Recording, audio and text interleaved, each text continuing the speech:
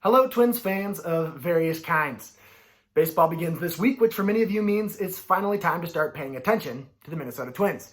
And no matter your level of fandom, allow me to provide you with a little bit of a primer on the state of the 2021 Twins. Now, the first question worth diving into is fairly simple. Are the Twins any good? Well, obviously this remains to be seen, but baseball's leading projection systems seem to think that yes, the Twins are good. As many of you know, baseball tends to attract a lot of nerds. Baseball's foremost nerds over at Fangraphs and Baseball Prospectus have projected that the Twins will win their division by somewhere between 3 and 6 games. Now, these models are probabilistic, which means they seek to determine the most likely outcomes. In other words, the Twins are far from a lock to win the division. Most experts see the Chicago White Sox as the Twins' primary challenger this year, though Cleveland has also been quite good for the better part of the last decade and keeps churning out quality young pitchers. So you probably shouldn't count them out. The White Sox, on the other hand, are the new kids on the block. They've got a ton of young talent that the projection systems tend to undervalue. These guys simply don't have proven track records, so it's hard to project future success. But make no mistake, the White Sox are dangerous. They have, however, recently fallen upon some hardish times. One of their young stars and a cornerstone of their roster, Eloy Jimenez, sustained a pectoral injury that will sideline him for most of the 21 season. The White Sox already had some depth issues and will now be even more reliant on their other young hitters to step up. So the Twins are favored to win the division. But the question for most Twins fans is this: can they win a playoff game? If you've been paying any attention to the Twins over the past 2 decades, you probably know that they have been really bad in the playoffs. Well, they've been worse than really bad, actually. They've been the worst ever. They've lost now a North American professional sports record 18 playoff games in a row, dating back to 2004. They've lost because of bad pitching. They've lost because of bad hitting. They've lost because of bad fielding. Imagine a way to lose a baseball game, and the Twins have probably found a way to do it in the playoffs.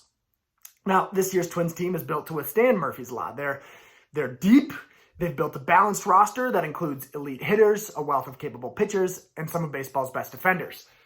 If their top-end talent plays to its potential, if their roster can stay somewhat healthy, and if they have a little bit more good luck than bad luck, they can match up with the big dogs. Baseball can be a fluky game, and it's those ifs that make all the difference. If you're anything like I was a few years ago, as April approaches, you probably don't have a particular good idea of who's even on the team. So allow me to enlighten you. A major league roster consists of 26 players, and as of the time I'm recording this video, I don't believe the Twins have released a finalized version of the roster, so I'll have to do a bit of speculation. But I'll try to give you some interesting tidbits about each player so you can get a general grasp at the flavor of this team. I'll start with the pitchers. Most major league teams employ a rotation of 5 starting pitchers. It's possible the Twins will mess around a little bit with the traditional rotation structure, at least to start the season. But for now, let's assume they go with 5 pitchers. First up, we've got Kenta Maeda. He was last year's runner-up for the Cy Young Award. He came over in a spring trade with the Dodgers last year, before 2020 truly became 2020. The Twins thought they could tweak a couple of things with Maeda, including getting him to up the usage of his elite slider.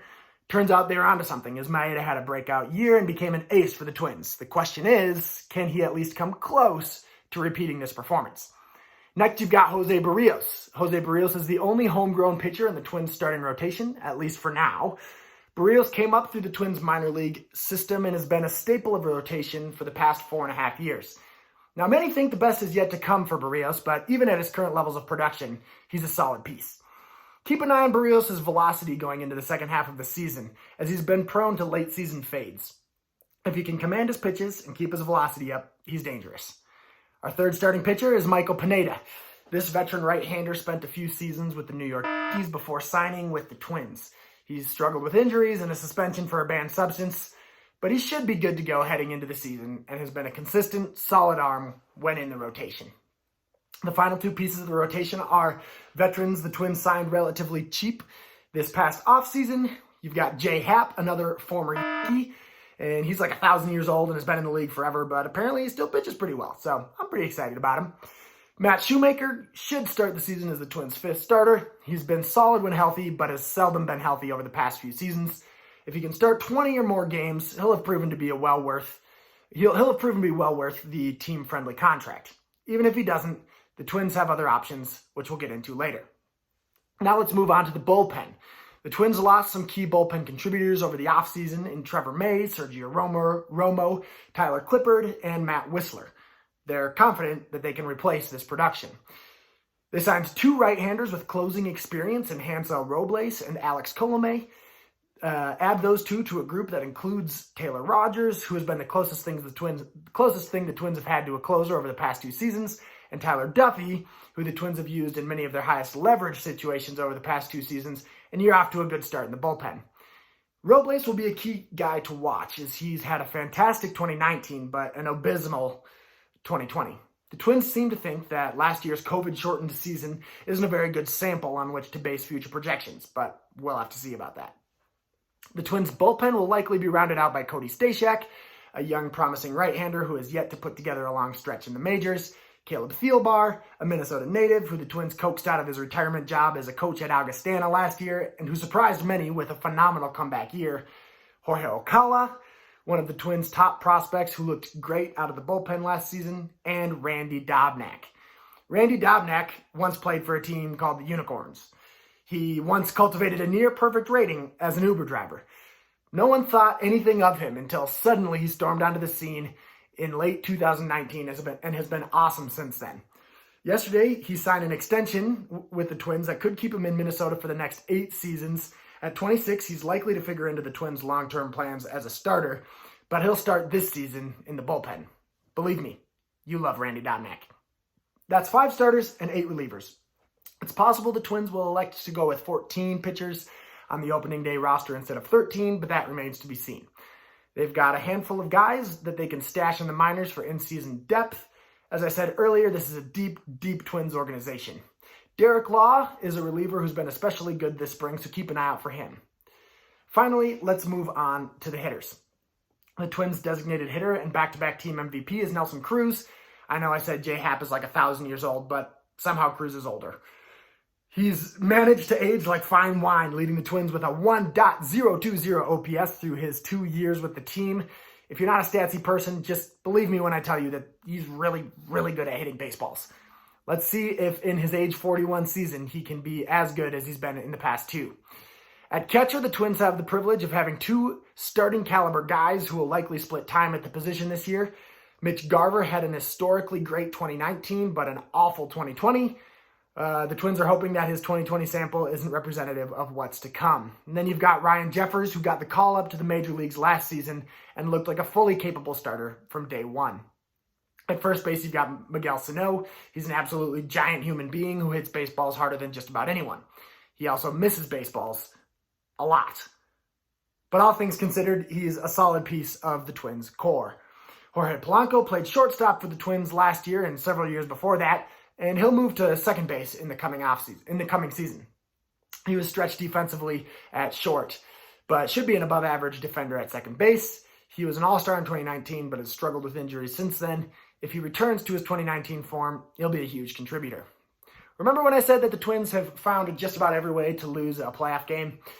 Well, one way they've recently managed to sabotage themselves has been completely inexplicable fielding mistakes.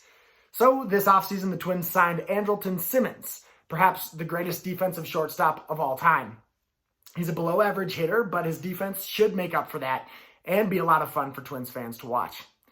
After 2019's historic regular season and historic postseason collapse, the Twins signed third baseman Josh Donaldson on the most expensive free agent contract in team history.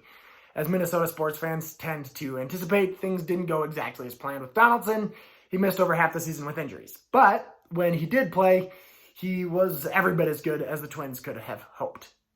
In right field, you'll find Max Kepler, and he's not only really, really good looking, but he's also a solid part of the Twins' homegrown core. He can hit for power, play great defense, and did I mention he's a very attractive man? Center fielder Byron Buxton is perhaps the Twins player with the highest ceiling. His career has been constantly interrupted by injuries, but when healthy, he's electrifying. He has elite speed, defensive awareness, and he can hit for power. If he puts together a healthy season, he could be a dark horse for league MVP. The left field situation is currently a bit unclear. Alex Kirilloff, the Twins' top prospect, will most likely be the everyday left fielder starting in late spring or early summer. But he's out of rough spring training, so the Twins have elected to keep him in the minors for a while. More attuned fans will likely have some questions surrounding service time manipulation, but we won't get into that for now. In his place, to start the season, you'll likely see some combination of Brent Rooker, a right-handed power-hitting prospect, and Luis Arraez and Jake Cave, a perennial backup outfielder with decent upside. Luis Arraez was the Twins' everyday second baseman last season and is an elite contact hitter with fantastic plate discipline. He's super fun to watch and is good enough to be a major league regular. He'll function as a utility man this season, and I'm really hoping he essentially functions as a 10th starter. If the Twins do elect to go with 13 pitchers and 13 hitters, that leaves one more spot open for a hitter. I think it'll be Willians Astudillo, aka La Tortuga. He may be best known for his animated antics, constant inability to maintain control of his headwear, and general lovability, but he also possesses some serious offensive upside. If he can be patient enough to force pitchers to actually throw him strikes, and find a way to be at least serviceable defensively, he could stake his claim to a spot on this Twins roster. So there you have it. That's your 2021 Twins in a nutshell. They have an exciting combo platter of depth, balance, and veteran leadership, and a really fun, ready-to-go farm system stacked with high upside prospects. The Twins could be a lot of fun to watch over the next several years, so now is a good time to start paying attention. And maybe, just maybe, they'll actually win a playoff game.